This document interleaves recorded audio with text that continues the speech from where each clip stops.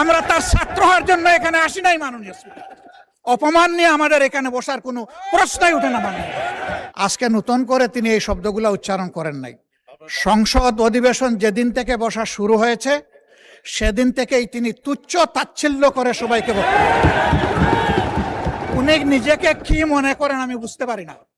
এমনকি তিনি সেই দুঃসাহস এখানে দাঁড়িয়ে তিনি দেখিয়েছেন, তিনি বলেছেন যে এই সংসদে তিনি শিক্ষকের ভূমিকা পালন করবেন। আমরা তার ছাত্র হওয়ার জন্য এখানে আসি নাই মাননীয় স্পিকার। শিক্ষকতা করতে হলে তিনি একটা ইউনিভার্সিটি খুলুন, ওখানে যার পছন্দ গিয়ে ভর্তি হবে, ওনার লেকচার শুনবে। আজকে একই বক্তব্যে দুইবার উনি অ্যাটাক করে ফেললেন। আমার সঙ্গীরা তো মনে করে, আমি নিজেও মনে করি যে এইটা কালচারাল না, এইটা পার্লামেন্টারিয়ান ফ্যাসিজম। এটা হওয়া উচিত না।